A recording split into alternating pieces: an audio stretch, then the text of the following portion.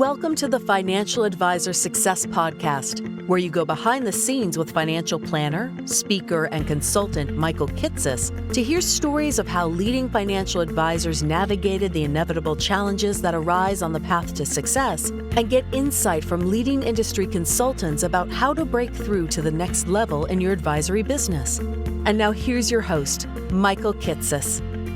Welcome, everyone.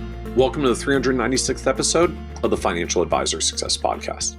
My guest on today's podcast is Michelle Klisanich.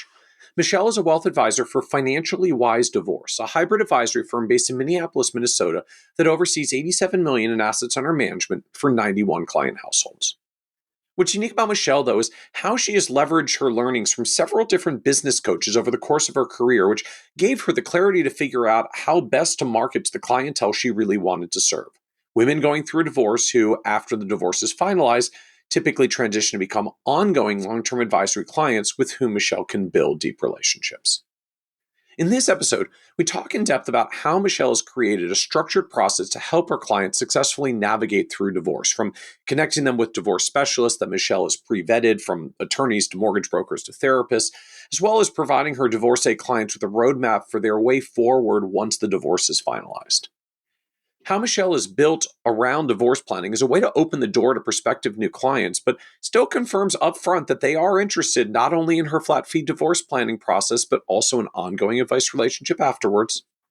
And how Michelle executes on a strategy of networking online via Zoom meetings to cultivate relationships with centers of influence in the divorce space and generate a steady flow of referrals that fit her ideal client avatar. We also talk about how Michelle's early career struggles working in commission-based insurance sales, where she started out earning only $20,000 in her first year, and how those struggles led her to seek out a business coach that ultimately led to working with Deirdre Van Ness to develop both her presentation skills and figure out how to identify and then hone in on her divorce niche.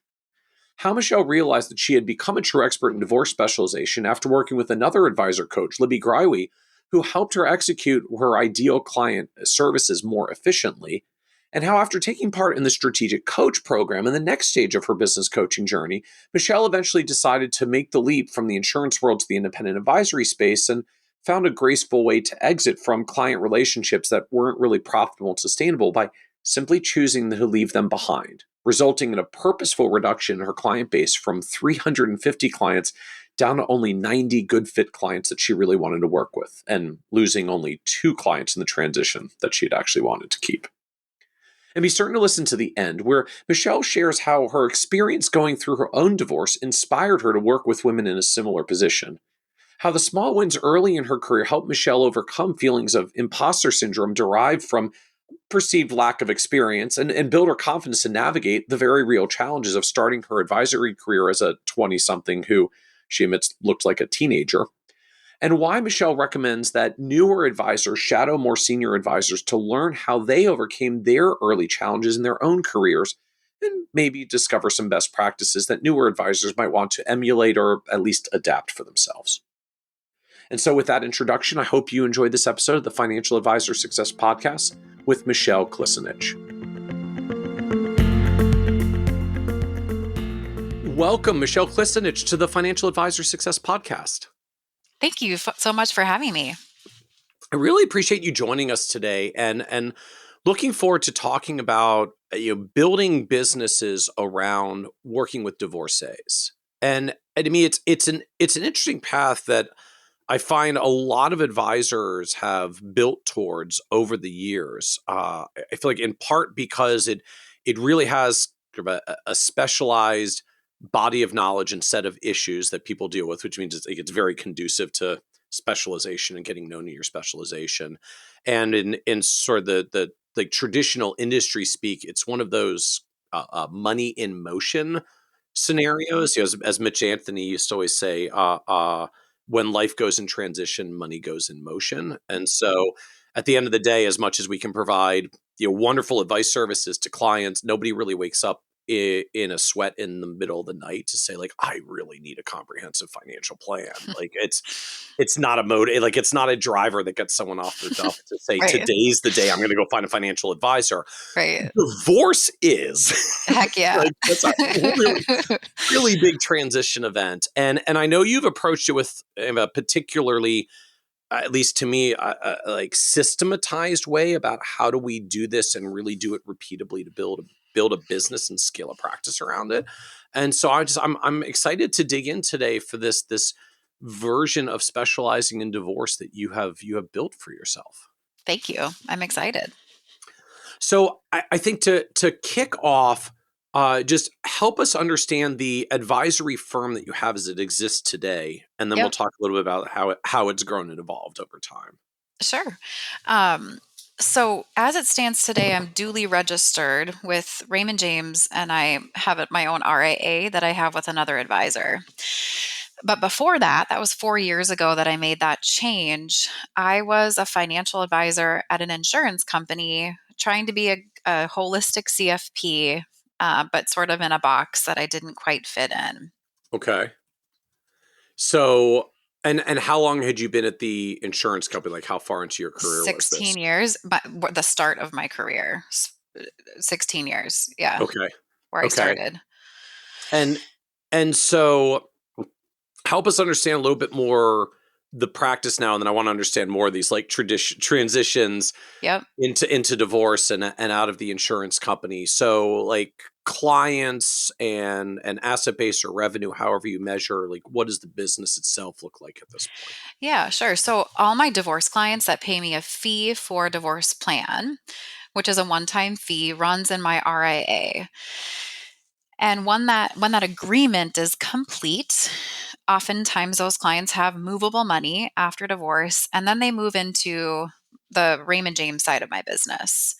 So oftentimes the clients start on the RIA side doing a fee-based financial plan. We end that relationship where I finalize that financial plan, and then they go over to my other side of the business, which is wealth management on the Raymond James Okay. side. Is that helpful? Yeah, and so how many clients do you serve in the business? 91 clients. Okay, and assets under management tied to them. It sounds like you're very Yeah. AUM focused. Yep. 87 million. Okay. And then can I ask where revenue is for the business overall? 'Cause it sounds like you've got AUM Yep. fees and like divorce and financial plan fees. Yeah. About 750 gross estimated for the year. Okay. Okay. So and how does that break down between Yep. is like the AUM fees on the wealth management side of the business and divorce and financial planning fees? Yeah. Financial planning fees are probably only 30 to 40 grand a year. Um, Okay. so it's not a huge part of my revenue source, but that's a huge part of my new AUM. And 95% of my ongoing revenue is all fee-based asset management. And I charge about on average 95 basis points per account. Okay. And then I have some insurance one-time commissions that are probably 50 grand a year. Okay. Uh, and what does team structure look like to support this Yeah. base of clients and revenue? Yeah, I've been fortunate to have a right-hand person who was formerly a financial advisor, and he realized he was best in supporting an advisor role. And so he's my account executive named Michael Fries, and he's been with me for 7 years. So he implements all the advice that I give, does all the rollovers and paperwork. Then I'm super excited. I have a marketing director. She's been with me for about 6 years, and she runs all my PR and helps me with what ideas we're going to do to reach more people. And then I have an account, or excuse me, an executive assistant, and she started with me in January. I've always had an assistant for the past maybe 8 years, but it's the first time since January that I've had someone full time. So three different staff people. Okay. So I'm curious to hear more about marketing director and what this Yeah. person does. I don't necessarily see as many Uh, advisory firms like running full-time marketing directors at the like, the huge bajillion dollar Right.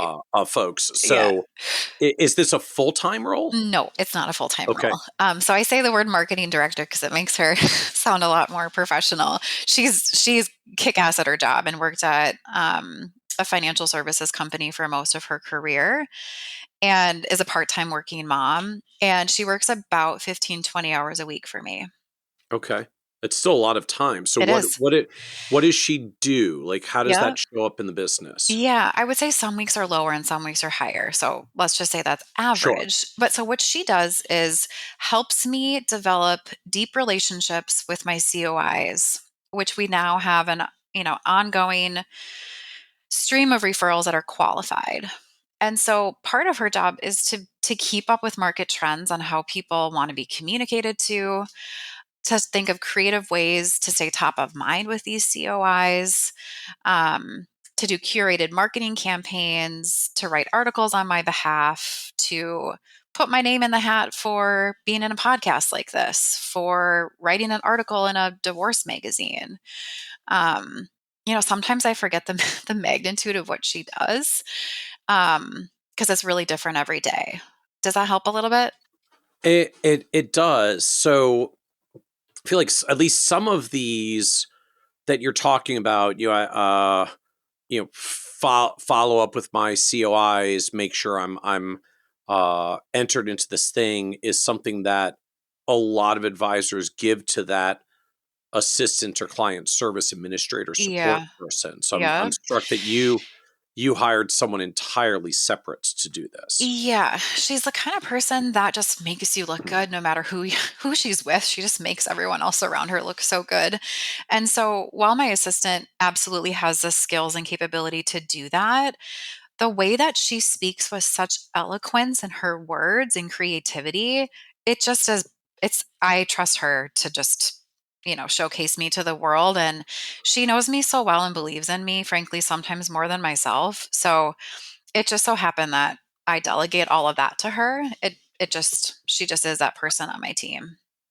And were you searching for this? Like, I want a marketing Yeah, person and founder, or is that's a this good someone you met and it was so amazing you just said like, I need you to do things for me? a good question. So it all boiled back to my previous firm. I could put my name in the hat for certain marketing dollars, and one year I got like 15 grand that I didn't have to pay for, and I was like, oh my gosh, now I have to like spend it. How the heck am I going to spend this? And so I told my manager at the time, I said, I want to do a bang out spa event for divorcing women to come heal and relax. And he's like, okay, do you need someone like an event planner? I'm like, yeah, I need an event planner. So he's like, I've got someone for you, my best friend's wife. So it was just by happenstance to say, like, I have this pot of money. I need to spend it wisely, and I need someone to do a bang out event for me. So that's Okay. how I found her. And so that she was the person's spouse that you got introduced to as an event manager, Yeah. and then just said, let's keep doing this because this Exactly. was fun. Yeah, exactly. I was like, yeah, I think I need you about 2 hours a week. And then like she kindly was like, you might need me more than that. And that always happens with staff. You think Mhm. like you only need a little bit and then all of a sudden you need someone full time. So it just kept growing after that. So out of curiosity, how do you evaluate, I guess, like the investment or the ROI into a Yeah. position like this? It's really challenging because marketing efforts sometimes can take years to pay off. Yeah. And it has been um, a huge faith thing that I had to believe in. I think by me being around her, my confidence increased, and I was starting to see little glimpses and glimmers of signs that it was working. And the glimmers of hope kept coming consistently enough that I was like, okay, this is working. This was worth the investment. So What honestly, it was hope and glimmers of hope. what kinds of what Yeah. kinds of glimmers showed up? What Yeah. were the Well, glimpses? yeah. So every time I go to an event, whether it's, I don't know, a Rotary Club event or um, different volunteer stuff, she would text me on my drive there and she would go, make sure to get a picture of you and the president. Make sure to get a picture of you doing this. And she would just like put these things in my head. And I was like, okay, well, that's silly, but fine. Okay. And then I would send her pictures. And this was back when um, business pages on Facebook gained a little more traction than maybe they do today. And then all of a sudden, I was with the CEO of my former insurance company I worked for. And I took a picture with she and I was at this event with her. And this client of mine who was connected with me on Facebook said, "Oh my gosh, you hang out with the CEO of XYZ company. Wow. You must be doing great things. You've never known this about me, but my husband and I have a trust fund. It's worth a couple $1,000,000. Could we chat?" And I was like, Whoa. whoa, like a Facebook post does this? And So so mental note, more pictures with senior leadership of I whatever guess so. platform you're with. I guess so. And it wasn't even that great of a picture, which is hilarious. Um, so those things kept happening and she kept Wow. proving herself to me like, this is going to work. Just trust me. Do you remember how long did it take before you were like really feeling it? Like a couple years, probably. I mean, probably Okay, longer than I so should have. it took a Like, while. it did take a while. Yeah. Okay. When did the when did this like CEO picture success thing Um, crop up? Probably within 12 months of us working together. Okay. Yeah. Okay. So maybe that was the time where I was like, okay, this is working. To me, it's one of those fascinating things. We work so hard in so many ways to find client opportunities and bring them to the firm, right? And it really just comes down at the end of the day to they can't figure out who to trust, Yeah. really.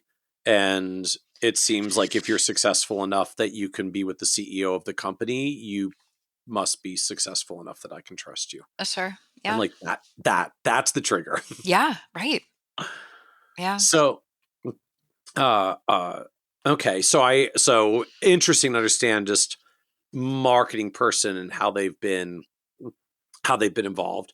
So now help me understand, I guess, more uh, of the overall flow of how business comes in, or like how this works between you do divorce things, but the overwhelming majority of the revenue is advisory at the end of the day. It's like what is the divorce offering Yep. thing that you put Yeah. into the world? Really great question. So, just to clarify, just before we start on that, so as a certified divorce financial analyst, we are trained to be neutrals in divorce where I'm Okay. equally giving advice to both spouse going through divorce. Okay. There are few CDFAs, and maybe there's more than I know, who do what's called non neutral work. And that's where my practice lies. So, my divorce Okay. service is just for one person, and it's a woman. Okay, yes, I work with a few men, but my specialty and how I present myself to the world is very feminine. And I gear my business towards divorcing women Okay. intentionally. And so, what that service is a one time financial planning fee to help an affluent woman untangle her finances as she's working with her attorney, for me to educate the attorney on the tax ramifications and provide guidance on the different settlement options. And so that can be like a couple months long, it can be over a year long. I don't always know how that divorce, the length is going to be. And I've created a system to kind of keep me on track and to let the client know what they're going to get from that system. Um, and every divorce, of course, is so different. So the system is there. We don't always completely follow it because every divorce is different. But essentially, I'm with them ideally from the day that they're served with divorce papers to the day they're signing on the dotted line that it's finalized. They're hiring me from that point in time. Okay. So help me understand what the system is. Like Yeah. what do you literally do if Yeah. I'm reaching out to you, Michelle, I just got served. I'm Yeah. the divorce is happening. Yep. Oh my gosh, I have no idea what to do, but apparently you do this. Yeah. Okay. So the first part of my system is to help people prepare for their divorce. Let's say they haven't been served yet. It could Okay. be, how are you going to get your ducks in a row financially so that when you're ready for your divorce, you're ready emotionally and financially. But in your case, let's say the divorce has already started in your example. And so the first thing that I do is connect people with the right divorce team. And so part of what and get entrusted to do is to connect these people to the right attorney, therapist, and whoever else they might need on their divorce team.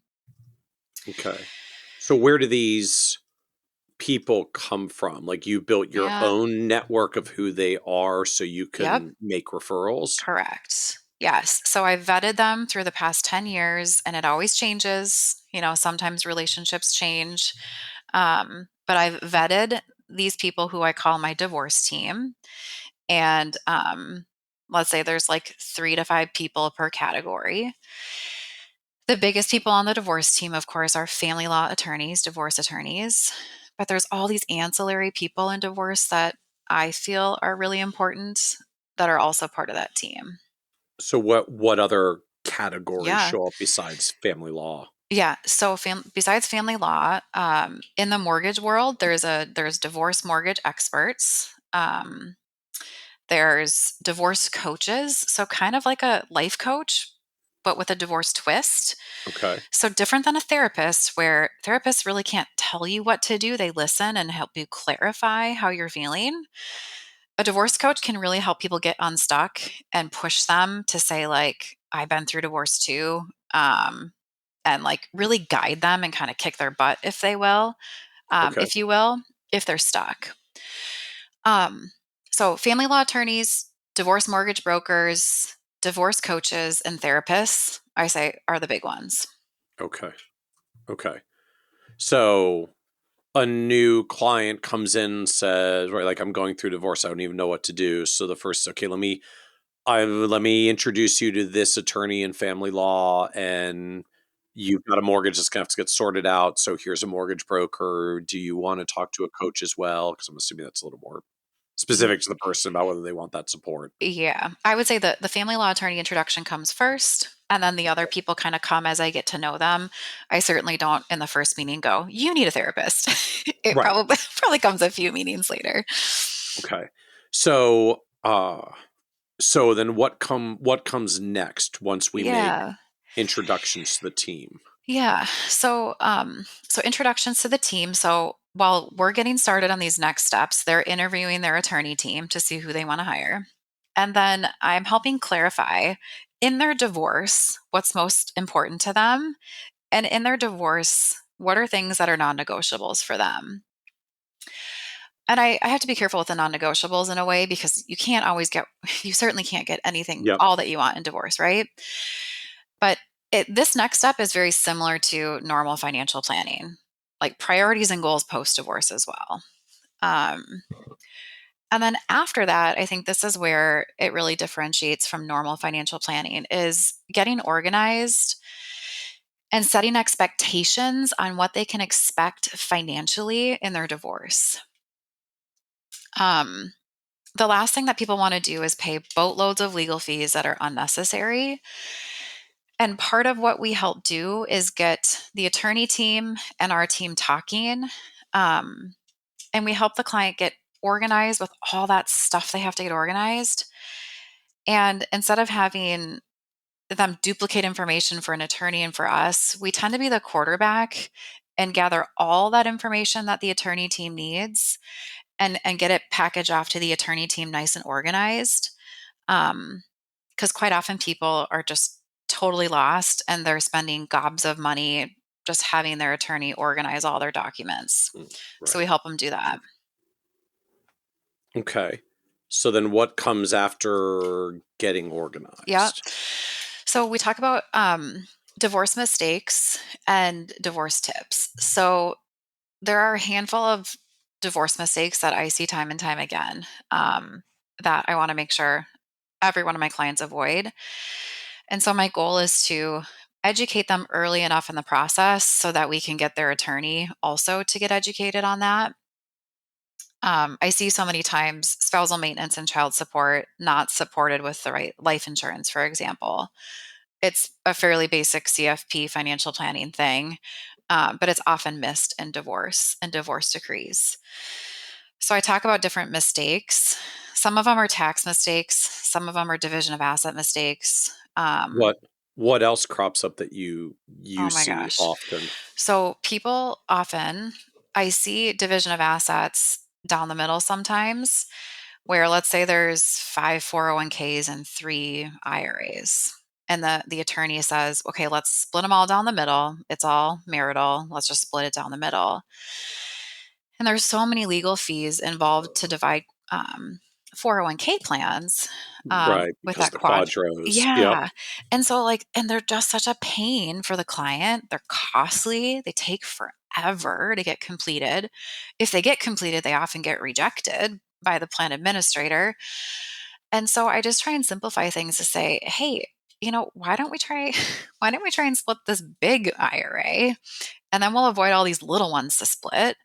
Alright, like you Yeah, take the big IRA and he'll take the 5 little 401ks, and you end up right. with the same amount of money and 0 quadros. Exactly. Or maybe the opposite is true. Maybe the Right. woman I'm working with is 50. She's well under 59 and a half.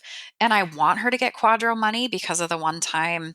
withdrawal thing where you avoid the pre 59 and a half withdrawal or penalty.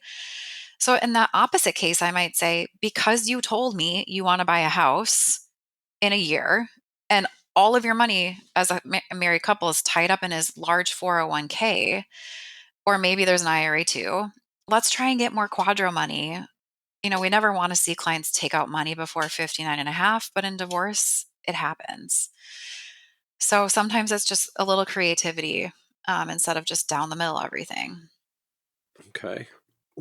So what happens after mistakes and tips? Yeah. Then we're typically at that part of the divorce decree has been drafted out by the attorney, and I'm continuing to give different tweaks and strategies. And this is often where we bring in other divorce team specialists, like a CPA, for example. I have so many decrees that I see after the fact, and there's all these tax questions that get left answered. Like, before they got divorced, who's claiming the mortgage interest deduction? If it's not clarified in the decree, these couples are just like scrambling, like, what do I do? And so I can't catch everything, of course, but my goal is to be like, okay, CPA, come in. Okay, divorce mortgage person, come in. Like, read this decree to make sure we've covered everything and that we don't have to like reopen this legal thing later. What's the mortgage issues that crop up? Yeah. I think there's a lot of misunderstanding about divorce and mortgage, hence why I will only refer people to divorce mortgage experts for my divorcing clients. Okay, so there's obviously the high rate issue today where couples are having to get creative on what to do with a joint mortgage post divorce. Oh, Um, especially if it's an old low rate one, so yeah, everybody wants to keep the one with the favorable terms and not have to buy the new exactly. house with the new rates. Yeah. And so the idea of a loan assumption, not everyone knows about. And that's my favorite strategy, to just tell a client, hey, you're keeping the mortgage or you're keeping the marital home. You're on the mortgage, but he is too. Let's see if your bank will allow a loan assumption. Keep the original rates, keep the original terms, and get his name off. And I need a divorce mortgage person to really like study the thing to be like, is the loan assumption going to work? Okay. Because again, in the when you're going through a full divorce, like the ex-spouse does not want to stay on a mortgage that they're Right. technically still on the hook for if Right. they're really not supposed to carry that debt, right? Yeah. I mean, okay, unfortunately, a lot of times they have to stay on it because the mortgage company forces them to. But the decree will say, ex spouse isn't responsible for the mortgage, but it doesn't mean his or her credit can't go down in the trash, you know. So, another thing that happens is spousal maintenance. There's oftentimes the women that I'm working with are sometimes the breadwinner, sometimes not. So let's say it's the case where she's not the breadwinner. and she's getting spousal maintenance. Well, oftentimes when a divorce is happening, you want to get out of the marital house or you want him to get out of the marital house ASAP. And so there's some sort of like housing change that needs to happen while the divorce is pending, usually. And it's really challenging for people to get approved for these mortgages while the divorce is pending. So sometimes the mortgage company, the mortgage expert, will help us settle the divorce case by saying this: your client needs $6,000 of spousal maintenance in order to afford the mortgage if she's going to assume the marital mortgage moving forward. And so that's ammunition that the attorney can use to say, okay, if the wife wants to keep the house, it may not be financially, the right thing to do.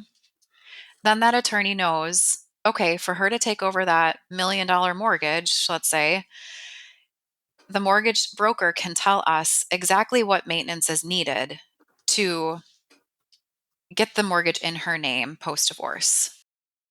Okay. So what comes next? So like I'm presuming at this point, basically we're going through the divorce decree. Yep. We're getting everybody on board looking at it. Like, okay, do you see anything that we might also need to get in there? Do you need to see Yep. anything that we Yep. might need to get in there? So Yeah. what comes next in the process Yeah. now? Typically, after we redline things and go back and forth, then everyone signs off and agrees on things. And this is the favorite part. My favorite part of the process is once it's over with. So we summarize the client's divorce decree in what we call the financially wise roadmap. And essentially, it's a Cliff Notes version of the long, boring legal document. So it's a 1 to 2 page document to say, client, here's your to-dos, here's our team's to-dos, here's your attorney's team's to-dos. And we're getting everyone in the loop because so often people are so overwhelmed. They're like, now it's done. I don't want to look at it. Uh-huh. But unfortunately, that's where the hard work starts to come in, is now we got to like retitle and do all this stuff. So we just want everyone to be on the same page of who's doing what when. Right. Okay. And so what happens now as you, I guess, get through resolution of the mortgage and Yeah. retitling and all the rest? Yeah. So then I've created this post divorce checklist to keep, frankly, me accountable. It's also a great marketing tool for potential clients. And essentially, we just go down this post divorce checklist to make sure we cross everything off. The typical update estate plans, update beneficiaries, um, continue to retitle assets, check your credit report, make sure nothing funky happened in the divorce, all the nitty gritty stuff. Okay. And so at what point does this end and the Yeah. advisory discussion, or I Yeah. guess the advisory relationship begin, and how do you get from one to the other? Yeah. So I am very clear up front when we have our initial call with the divorcing person to be very clear to say, here's my service to help you as you navigate divorce. And where my heart is truly at is to help you once the storm is over, clean everything up and move forward. And what that looks like is me being your advisor post divorce, helping you manage the money and be your financial person. How do you feel about that? So I'm screening that in that first initial 30-minute free consult to get their reaction. Oh, interesting. So Yeah. that's part of the discussion up Up front front. is I'm not, separate engagements, but I'm not here to just work with you through Correct. the divorce. I'm looking to work. Correct. Yeah. So I've learned the hard way by not clarifying up front. And at the end, they say, oh, thanks. That was great. Goodbye. I'm a do it yourselfer, classic do it yourselfer. So I try and screen the do it yourselfers up front because the last thing I want to do is put all my heart into this. I'm not probably charging enough to do a one time see you later kind of fee. I probably could. But where my heart is, you get to know these people like crazy well and in the most emotional time in their life. So from like a personal standpoint, as well as my business standpoint, I want to make sure I'm working with these women after divorce too. So what so then how does it work when you get to the tail end? Yeah. So when it gets to the tail end, it's a kind of a natural transition that it's, okay, so we have to move all these accounts and we have this big spreadsheet of who's doing what. Um, and I'll talk to them about, when we first got started, I shared with you that where my heart is at is to work with you long term. I just want to confirm you still feel that way, that you want to work together moving forward. And then once I get their blessing, we just kind of transition to a whole nother, just the normal asset management, financial planning relationship from there. And again, because as Mitch says, when life goes in transition, money goes in motion, Yeah. you're settling a divorce decree. So Yeah. almost by definition, money has to be moving and Yeah. transferring and retitling and Yeah. re-registering Right. and all that because we actually have to bust up accounts and move them. That's Right. how it works. Right. And part of our service, I clarify up front, is um, in the as we're like dividing everything, we're often dividing stuff at other places. So we've gotten really good at Fidelity and Vanguard forms. Um, but ultimately, what happens is she most often will tell me, "Well, can't you just help me with all this?" It's just a natural progression of the Right. conversation. So, uh, how long does it take to go through that? I mean, you kind of articulated out like 7 or 8 different steps there all the way through, right? Like we're preparing, we're bringing the divorce team together, we're helping you get organized, we're talking about mistakes and tips, we're going through the divorce decree, we're like formulating the action plan afterwards. So how long does this take and how many meetings is it that you have to go through? That's a great question. I really ought to track. I would say on average it's 6 to 12 months, and there's a lot of dead time in between that. So there's so much waiting in divorce, waiting for the attorney to be available, waiting for a judge to be available. So it takes a long time, but it doesn't mean we're grinding the whole entire time. I would say it's about the same amount of meetings as my normal, like non divorce clients, 3 to 5 hour meetings to develop my 3 to advice. 5 1-hour meetings, Correct. not Three, 5-hour meetings. Okay, 3 to correct. 5 3 to 5, space one. Mhm. 1-hour meetings. Okay. Yeah. Yeah. Okay. So the which ones are just as you went through that. So which ones are actually meeting? Yeah. It's probably not as formalized as that. Some of them are, so preparing for your divorce definitely would be a meeting, Right. but connecting them with their divorce team, that's all virtual stuff we're doing over email. And Right. so, Right, right. one, two, so preparing is one, getting organized is two, mistakes to avoid is three, reviewing their divorce decree is four, and then post divorce five, post divorce Okay. cleanup stuff. How much work and activity is there for you to do like between meetings throughout the Yeah. process? 'Cause I'm envisioning relative to Hmm. some CDFAs I know that like do the full on neutral work Right. and like the court testimony and the res. Oh my It sounds like goodness. you're not in that end. So like No, this isn't dozens of hours of financial no, analysis uh-uh. kind of thing. No, I'm reacting to what the financial neutral has created. So Okay. I'm not an analytical brain like you are and other people. That's not my deal. And so I'm reacting to what someone else has created. And frankly, the attorney team, they want to control the balance sheet and all of the spreadsheets that go on. They want it in their format. Um, so I'm reacting to numbers that are already organized. So I kind of feel like I have the easy job in that way. Okay. Okay. So then what do you charge for this? Yeah. My current flat fee is 3 grand. And I add on additional fees for us to organize clients' historical cash flow. Let's say like 2, 3 years of organizing Excel cash flow data, we charge an additional flat fee of $500 for that. Okay. There's been times where I'm like, should I charge hourly? Probably, but it's just a whole nother world that I haven't gotten into yet. So I've just kept my life simple by doing a flat fee. Interesting. So this, I mean, per your comments earlier, so this isn't a profit center for Nope. you. It's not built to be a profit No, center for you. not at This all. is like I'm going through a deep process of adding value to Yes. someone I hope to work with on a long-term basis, Yeah. and they're paying me something to market to them. I mean, that's Yeah. like a callous way to put it because Yep. you're It's a adding loss leader for very sure. meaningful Oh, right. value in what you're doing. Oh my Like gosh.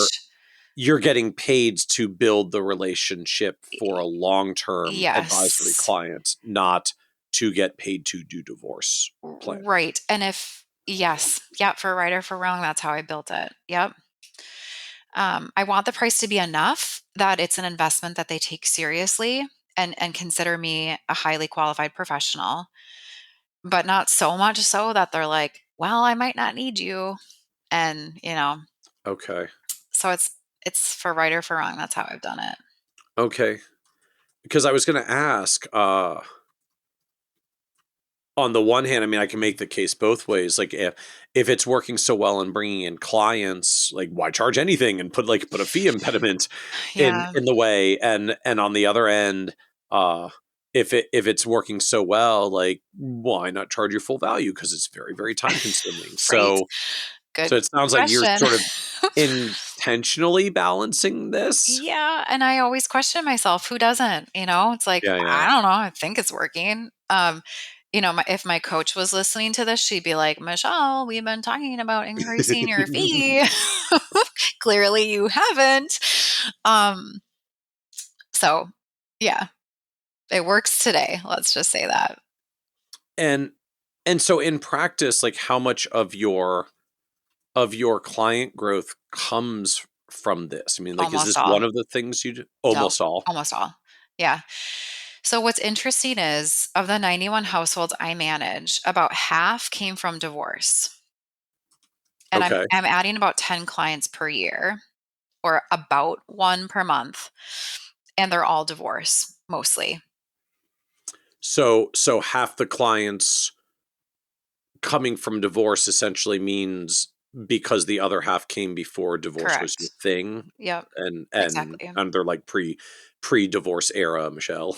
Yeah. And the Okay. pre-divorce era Michelle people, they know I dabble in divorce, but I'm not pushing all this I'm a divorce expert marketing to them so that it's not confusing, messaging. Okay. I mean, any Yep. marketing to them? Yep, I do. Okay. And frankly, some people come to me as what they say is happily married couple Uh-huh. because they know in the back of their head they want a divorce. It sounds horrible. So they know, like, oh, she's in my back pocket just in case I need her. So yes, they do know I specialize, but I don't shove it down their throats because they hopefully never will get Okay. divorced. So But it sounds like from the flip side, you may not push the divorce language as much to existing clients, but the growth's basically all heck coming from yeah. divorce clients Correct. anyways. Correct. And that's all coming from referrals from COIs mostly. Okay. So, uh, now help us understand a little bit more of the evolution of like what was pre-divorce Michelle and when did that Yeah. change? Yeah, that's a good question. Um, so pre-divorce Michelle was a starving, struggling financial advisor on full commission. I never had a draw. Um, and I don't know exactly how I made it some days. So I started in 2006 at the insurance company. And I guess maybe I did have a draw for 6 months. Anyway, Okay. Yeah. um, and I just latched on to anyone that looked older than me. I looked like I was 12 at the time. I was told that by a client. I was Oh, horrifically actually told by a client. yes. That's Oh, yes. it was one. That's great. Yeah, it was fabulous for my confidence.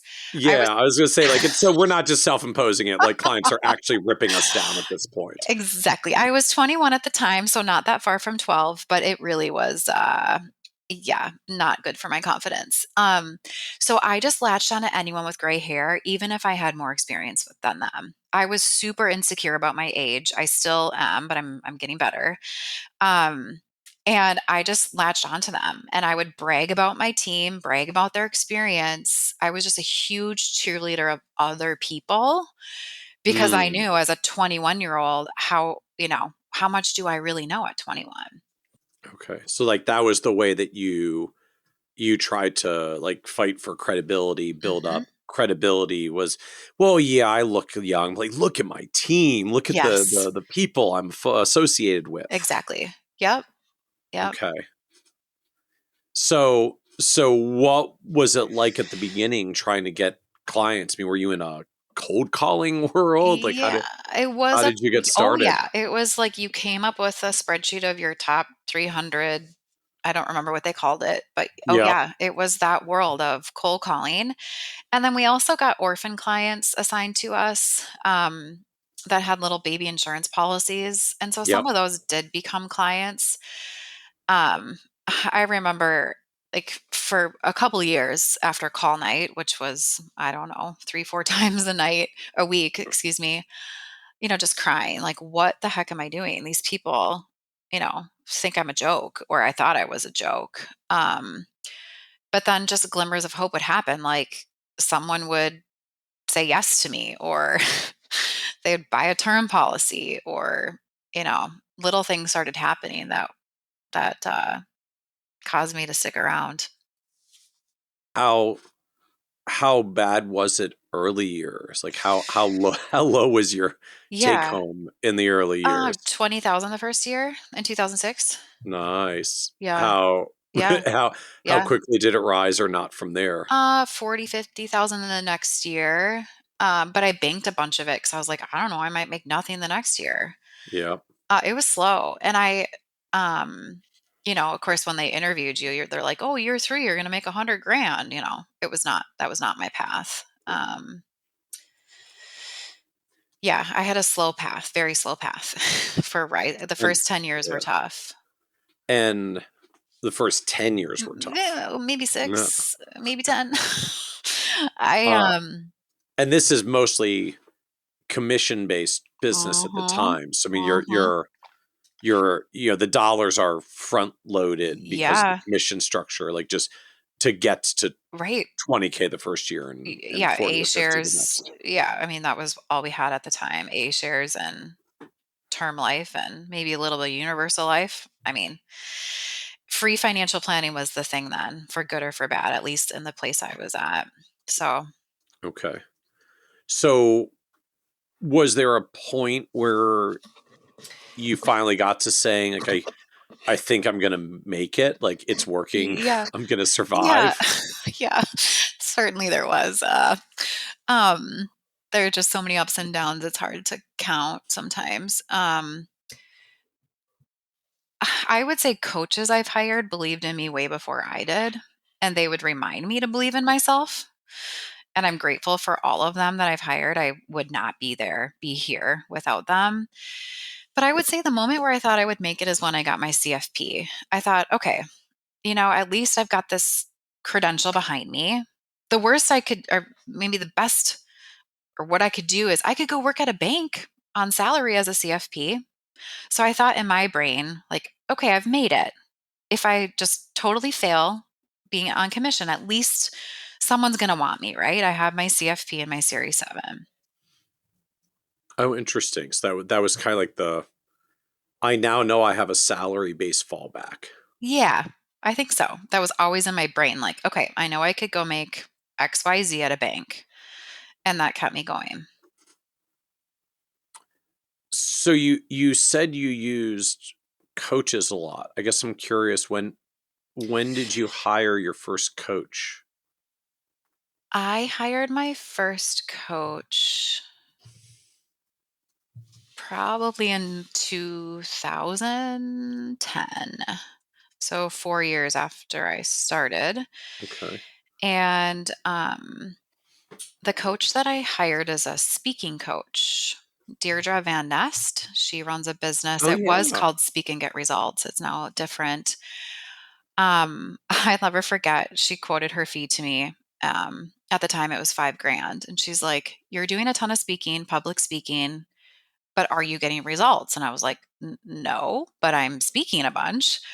So she had me sold right away. I'm like, okay, if I want to grow by speaking, I want to hire the best, which was her at the time in my mind. And I remember paying her fee and I was laughing. I'm like, "Oh, there goes my vacation fund for the year." Like, Uh-huh. those Let's say sacrifices. I'm assuming at this stage, like $5,000 was That's a a lot. big number then. Yes. But I'm the type of person that when I hire a coach, I'm going to get my money's worth because I've invested a ton. And I was at a low point where I was like speaking at high schools late at night, community ed, like busting my butt with the old projector and handouts. And I'm like speaking to 8 people and maybe one wanted to talk, but they had no money. Yeah. I'm like, I got to change this. And hiring Deirdre really helped me become a more effective speaker and also hone in on my niche, which is my divorce niche today.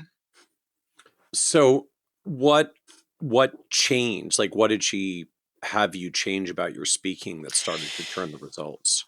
Telling stories to connect with people emotionally. I think we as advisors, we tell facts and facts just go in and out of people's heads, but stories really stick. What is it? Facts tell, stories sell. Right. Um, and so and there's a blueprint to speaking to get results where you have to plant these non-salesy seeds throughout your speaking to then sell your system at the end.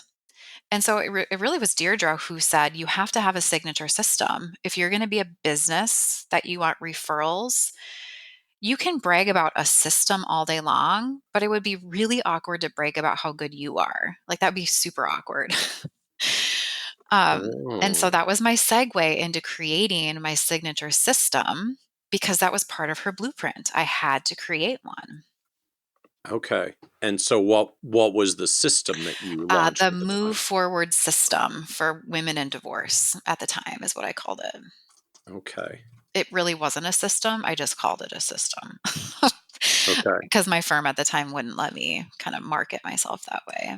Oh, and like heaven forbid you Uh-huh. have to put something with your own trademark through corporate Right. compliance. Right. Right. Yeah. So I spoke about it, but I just Uh-huh. had to fudge it, if you will. So uh and was this what led you down the divorce Yep. route? Like Yep. Deidre said you had to make a system out of something, and to Hmm. make a system, you have to figure out who the system's for. So I guess now I'm a divorce specialist. Well, that's also, I forgot to tell you, a huge part of my story is that I went through divorce in 2011, soon after I hired Deirdre, and I hit rock bottom. It's like if, your life just kind of falls apart when you go through tough stuff like that. And so, ironically, like as I'm hiring her, I'm going through my own divorce, and she's like, "What are you passionate about?" I'm like, "Well, sure as heck not divorce. I don't want to think about it ever again." And then it kept tugging at me, and she's like, "Michelle, you're passionate about this. Like women are coming out of your natural network going, 'You did this, can you help me?'" Like, so it just sort of happened. Interesting. And so you went through it. Others were finding you about it at the same time that Deidre's saying you got to pick a thing you're Mhm. passionate about to pursue, Yep. and it all kind of came together to say, Yeah. well, I guess this is going to be my thing. Yeah. Yep. So,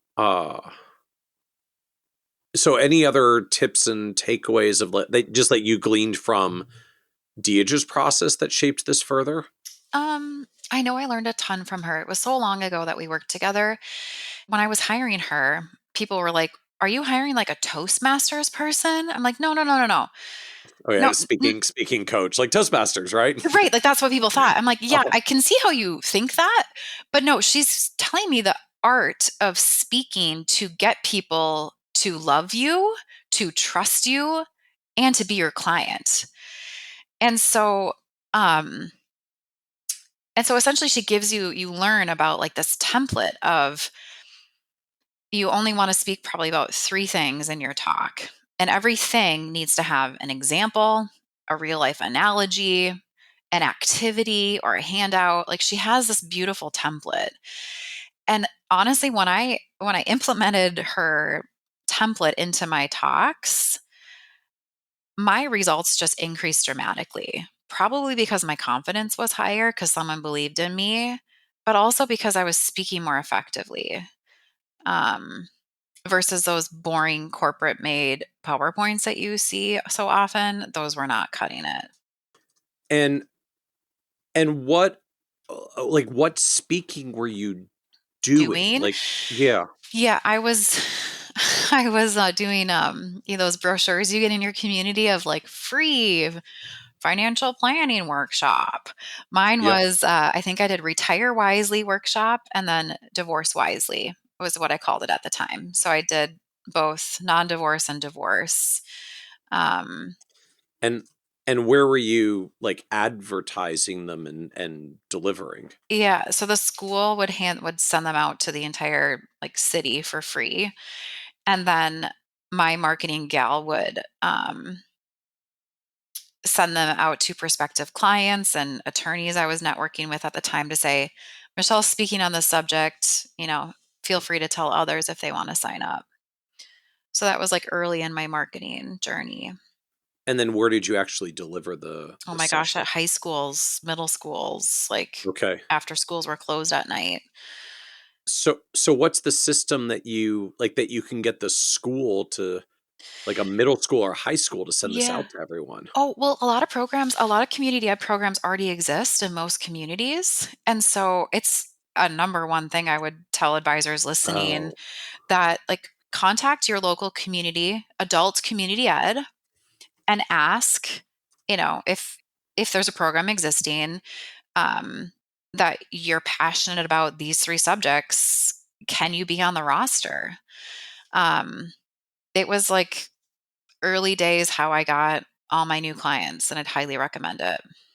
okay. Okay. So it's not like the middle school was sending things out to parents. It's just the middle Good school. question. The adult community education program was sending out, but as Yes, part of the community system, like they would set you up in a local middle school because it's exactly, convenient because it and they was have classrooms exactly. Yep, yep, and it was free. exactly. Yep.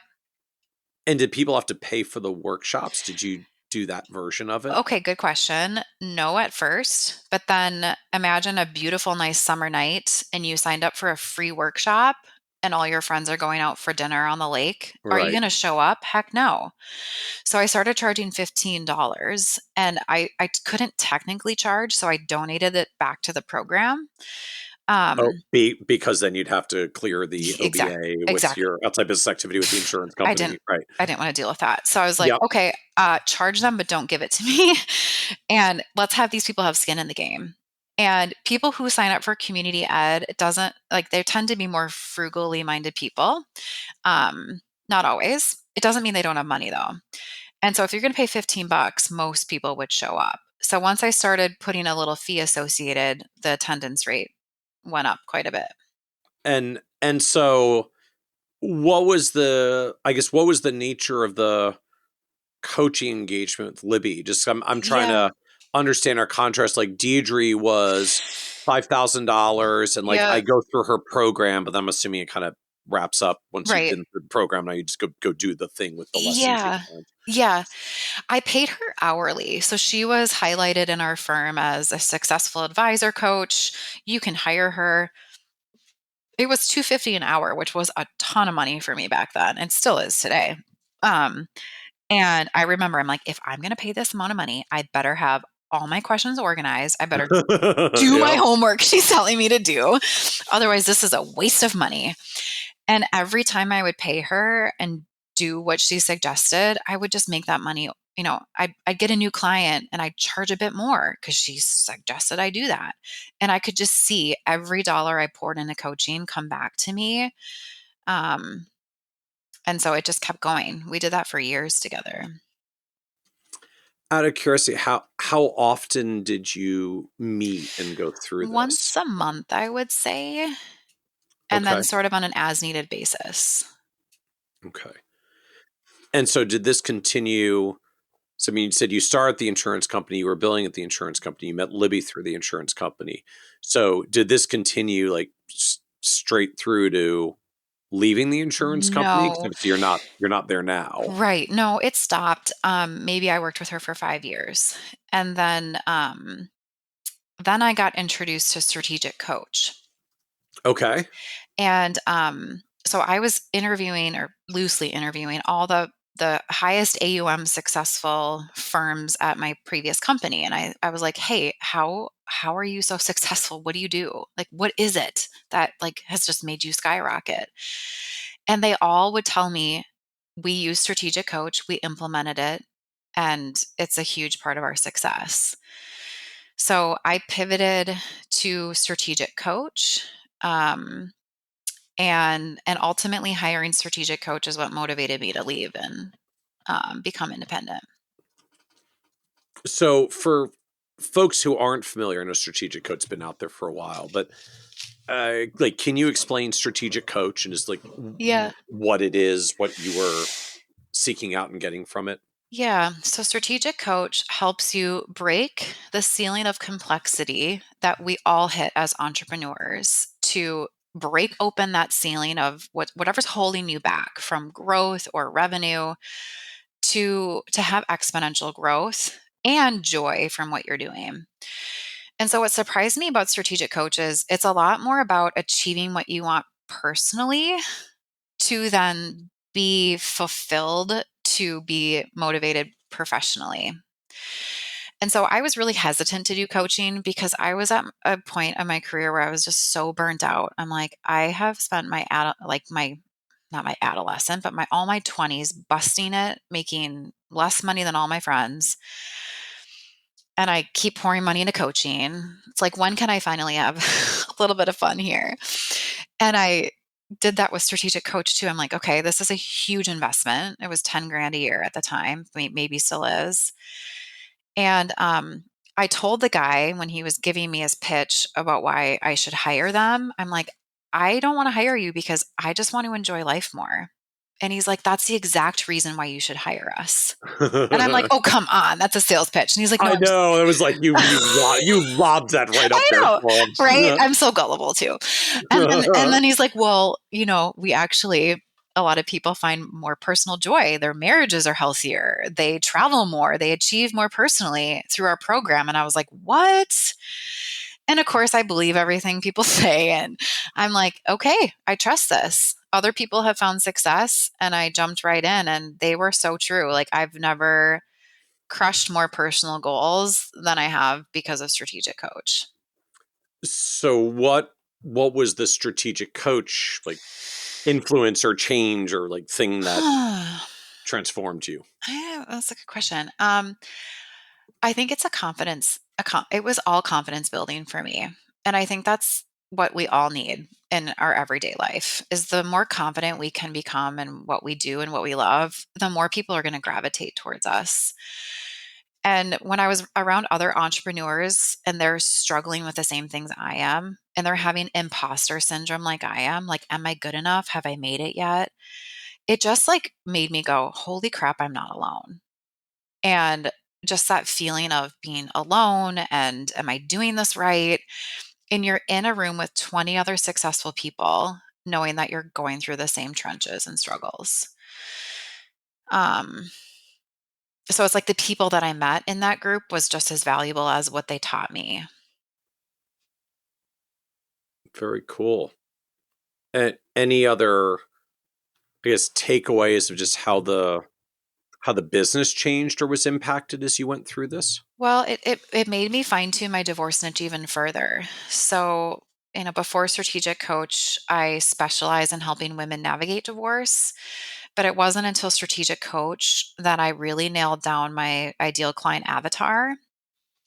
So, strategic coach is all about defining your ideal client, not overworking yourself, staffing up, um, becoming an expert in your field, And so they inspired me to go from 350 clients down to 90.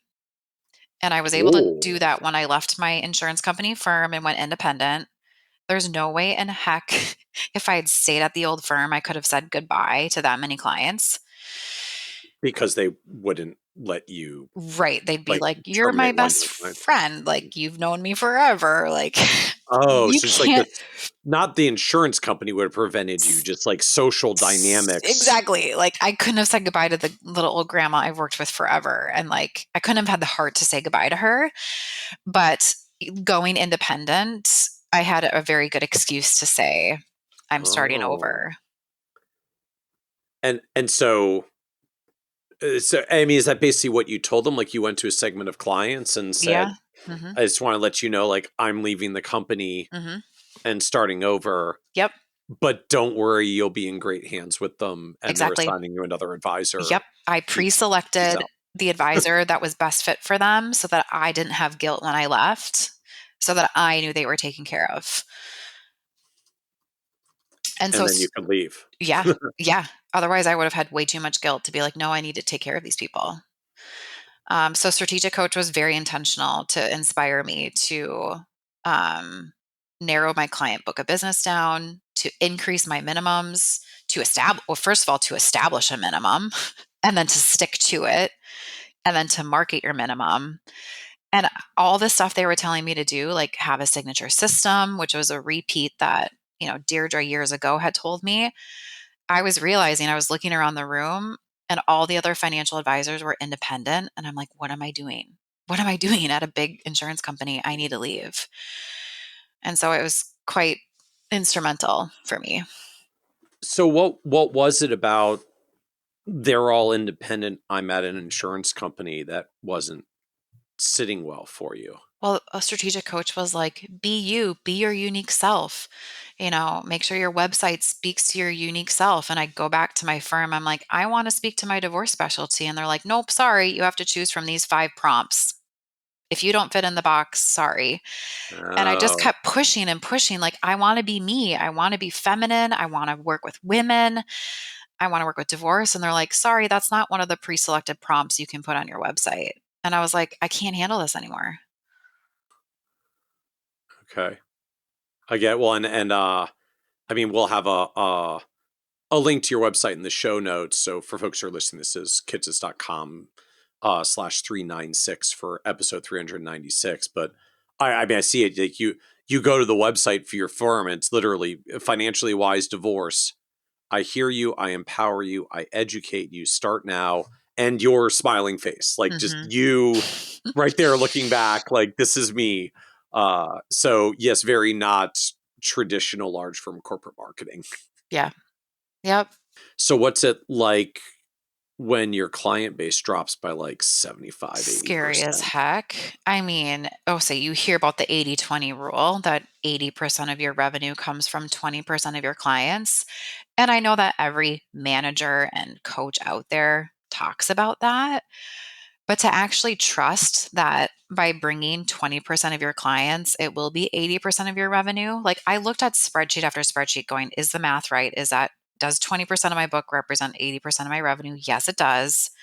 So But that really did hold true. oh, Just yeah. I guess traditional, particularly insurance world, you meet everyone, you talk to everyone, you have a zillion clients, and a lot of Yeah. them are very small or very legacy.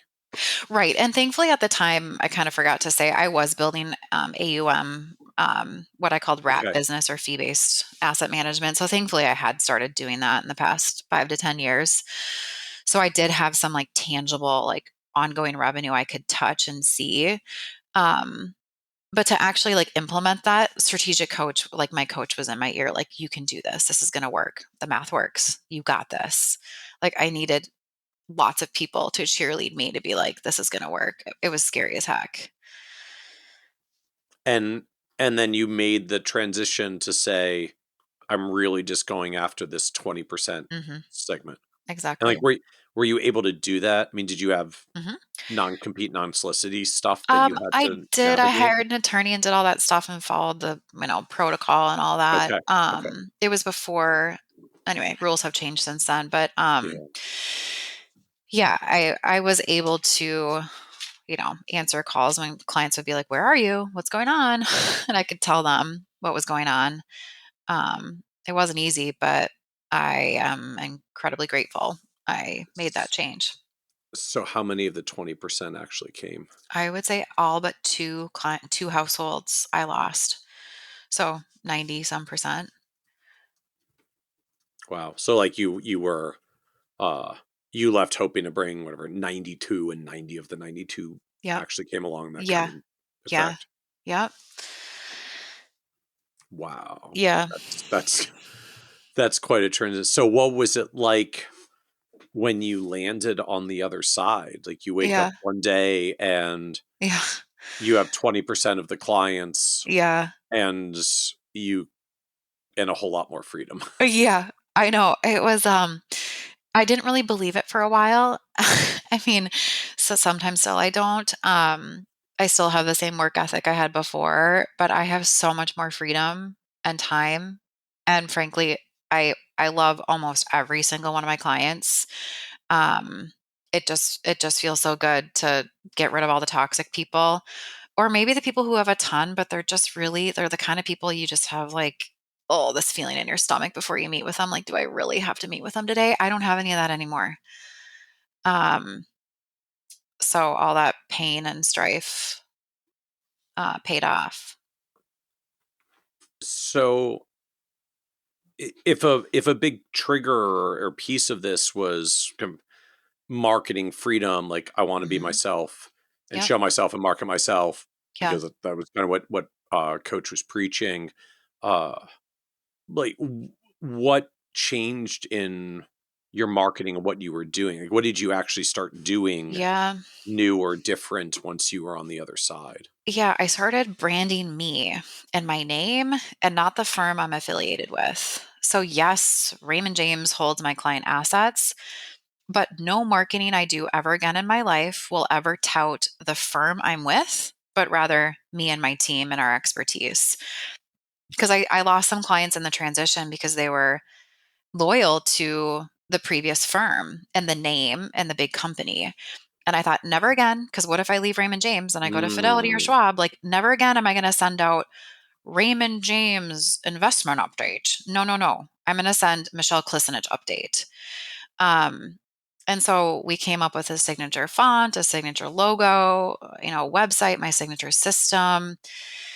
Um, we, So yeah, I'm struck by that because I have to presume that in the early days, right, when you fighting for the credibility as 21 looking 12, I'm going to guess there was a certain comfort with having like a big name yes. national firm on your business card. So Oh, yeah. it went from an asset in your 20s to a liability in Yeah. your Oh, for 30s. sure. Yeah.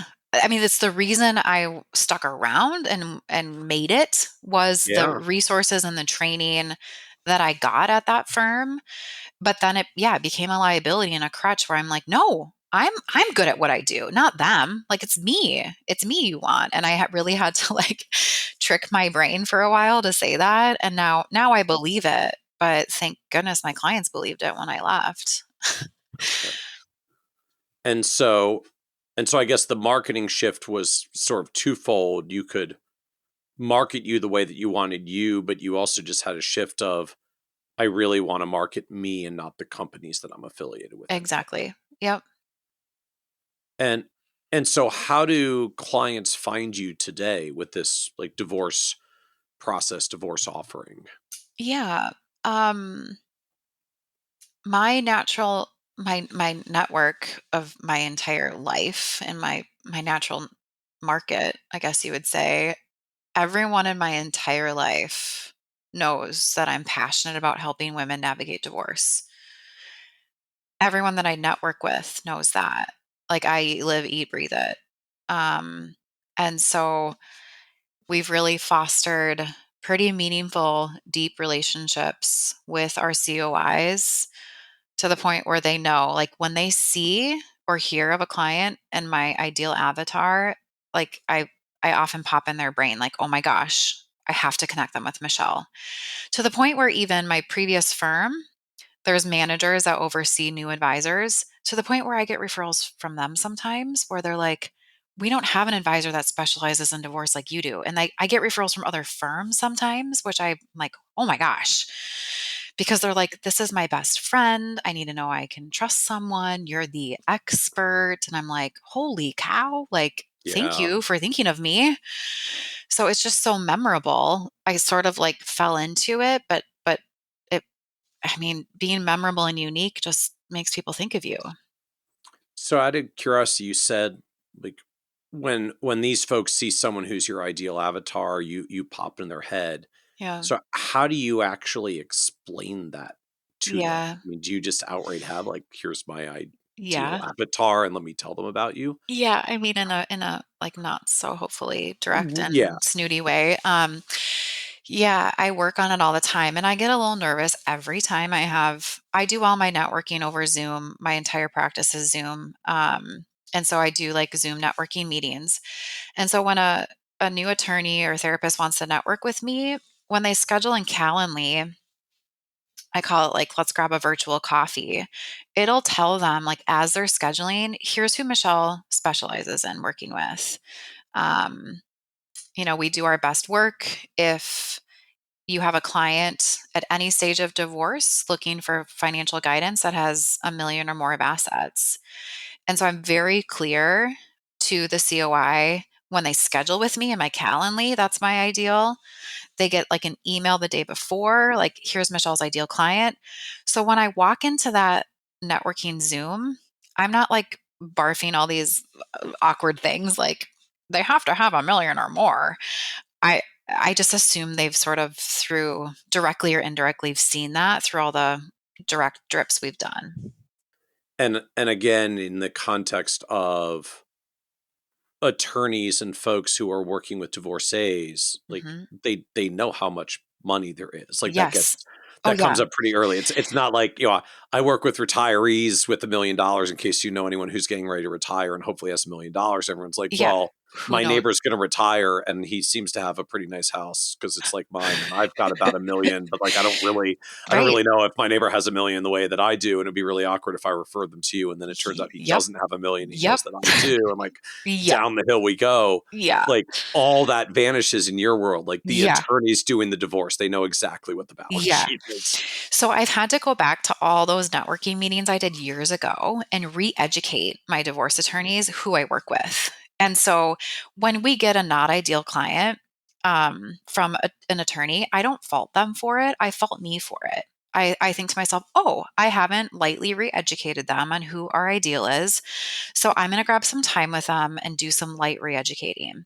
So I just did that last week. This attorney referred me to a woman. She has 300 grand of joint marital assets. So let's say she'll get 150 post divorce. And I was super thrilled that this attorney, this is my first referral from this guy. And he works at a big firm connected with really big attorneys. So I was super stoked I got the referral. And so I said, hey, Carlo, it's been a while. I just love to connect with you and hear, who I can best refer to you and just give you a few updates on my practice. And so we had a conversation last week, and I was just like, I just wanted to update you that my practice has changed quite a bit since we met 10 years ago. Um, and even Mm, it's awkward for me to tell you even now because I just have to get in this headspace of this is my ideal client. yeah. So it's not easy. And I'm like, hey, I super appreciate you connecting me with Sherry last week. I just wanted to let you know that things have changed.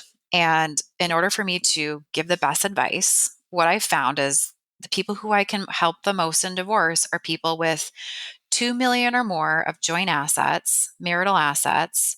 So they'll have about 1 million post divorce. And that million's outside of their home equity. It's liquid investable money. And he's like, "Oh, wow, cool. I didn't know that. That's so super cool. I work with those clients all the time." And I was like, "Great." And I kind of like didn't say it so eloquently to you because I'm still working on it. But he was like, "Thank you so much for telling me." I'm like, "Well, Yeah. yeah, of course." And it was just this real honest heart to heart Yeah. conversation. So I might have made him mad or I might have just created a new ongoing referral source. So what did you do with the one he sent though? I'm going to work with her because I fall in love with people, and that's the problem. I 90% of the time, Michael, stick to my minimums, but he talked me up so much to her. And she was like, I can't wait to hire you. Carlo talked about you so much. And I was like, Oh, oh gosh. So she might be a one-time person I meet with, yeah. and then connect her with someone fabulous for post-divorce work. But Okay. so I do that, you know, to save the relationship with the attorney. So I am curious to follow up. Virtual networking over Zoom. Yeah. How does that work? I mean, I get like Yeah. catching up with a person I've known for a long time over years, and hey, sometimes it's just easier to catch up over Zoom. But Yeah. are you like getting to know strangers and building new Mm, COI relationships through some. Zoom? Some. I would say mostly a lot of these COIs have known me or I've known of them, and we've seen each other at events from afar. So Okay. we've met. It just hasn't been like a one-on-one, tell Okay. me, tell me how you operate. Okay. So no, I would say like strangers I am open to meeting, but even strangers I do divorce networking coffees with, so over Interesting. Zoom. So, as you look on this journey, what surprised you the most about uh, building your own advisory practice? How much confidence in oneself you have to make it work, and how many cheerleaders you need along the way to remind you that you can do it, and cheerleaders in your life to go, "Hey, I know you wanna quit, but you got this." I mean, there's no way I'd be here without the I have way more cheerleaders than what I told you in my life, and I wouldn't be here without them. So is that like friends and family members in Yeah, addition my to spouse, coaches? coaches, yeah, my parents, my siblings, my sister, um, yeah, personal people in my life, but and mostly coaches, yeah. So what was the low point for you on this journey? My personal divorce was for sure the low point. I was incredibly embarrassed, and I didn't need to be embarrassed, but I was. I thought, gosh, if I'm a failure at marriage, I'm a failure advisor. That I associated those two things, which was not. I was just so low. I did had no confidence. Um, but then in reality, it made me so much more humble and relatable. And clients would be like, "I went through divorce. You never knew I had a first marriage." And I was like, "Oh my gosh, I had no idea." So what was it that was pulling you through at the time? My therapist. I always dreamed of being a part-time working mother making six figures. And I didn't have children with my first spouse. And I had hoped to remarry, which I now am, and have two children. And so it was that goal since I was a little girl that I wanted to be a part-time working mom making six figures. And it just kept like repeating in my brain, like, I need to do this. I can do it. So what else do you know now you wish you could go back and tell you from years ago? Um, I wish I had talked to myself. I wish I had more confidence in myself versus the firm I was affiliated with. I talked up so many people other than myself that sometimes clients started to realize I wasn't the decision maker. Like that's their impression they got. And they were like, "Well, you work under so and so." And I'm like, "Wait, no, I don't. I have the same experience as them." So I was so ingrained since I was 21 to talk other people up in their experience that I did it Mm. for far too long. And I wish I would have, you know, explained to people, um, or had more confidence in myself versus other people. Was there was there some moment where it shifted or had to stop, or was it more gradual for you? I think it was more gradual. I think the moment I became independent, I had to really like go inside my gut and be like, okay, I'm leaving my firm and starting over. this is the telling point here. Do my clients love the firm I was affiliated with and the people I talked up, or do they like me more? And so, 4 years ago when I left was probably another telling point of, you know, um, do they like me or the firm better? So I think I'm always going to have those moments of doubt and then confidence and then doubt and then confidence again. So I guess in that context, it was very gratifying and affirming that virtually all of them came with you when you made the transition. Yeah. I remember like running down the hallway to my new coworkers, like, oh my gosh, the $7 million client said yes to come over. And like, just those moments of like, wow, they chose me. And their response was like, well, why not? You're our person. And I was like, you're right. Why not? Like in my brain, like, you're right. It should be simple. Yeah. So any other advice you would give younger, like newer advisors coming in the profession today and trying to figure out how to navigate? I would say hang out with people that you want to emulate. You're never going to love everything that people around you are doing, but there's probably one or two things that they do that you're going to want to repeat, and just ask them questions. There's a lot of people in this career that want to help out advisors who are newer in the journey because they know how painful the journey can be. And so a lot of advisors want to give back and help and say like, hey, I've been there. And so ask them, just be a sponge, ask to, shadow them, ask all these questions of how they got to be where they are, what coaches did they hire, try and get at like, how did they make it work, and pick up on the things you like and leave the things that you don't. So as we wrap up, this is a podcast about success, and just one of the themes that comes up is the word success means very different things to different people. And so you've had this wonderful path of building a successful advisory firm and growing and getting deeper and deeper into this niche and this specialization. And so the business is in a wonderful place now. How do you define success for yourself at this point? So Strategic Coach has this question that's in front of my face right now, plastered on my desk. It's a question to always be curious about. What's the single activity that would keep me fascinated and motivated for the rest of my life? And I constantly ponder that.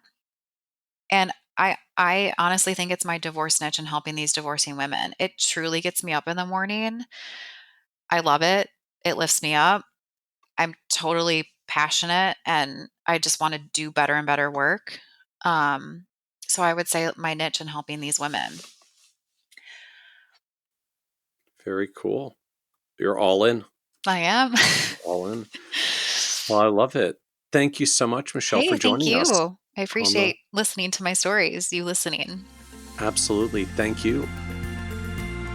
Want even more ideas, tools, and resources on how to break through to the next level of success as a financial advisor? Check out the leading financial planning industry blog, Nerd's Eye View, at www.kitsis.com, where Michael covers the latest practice management trends and financial planning strategies.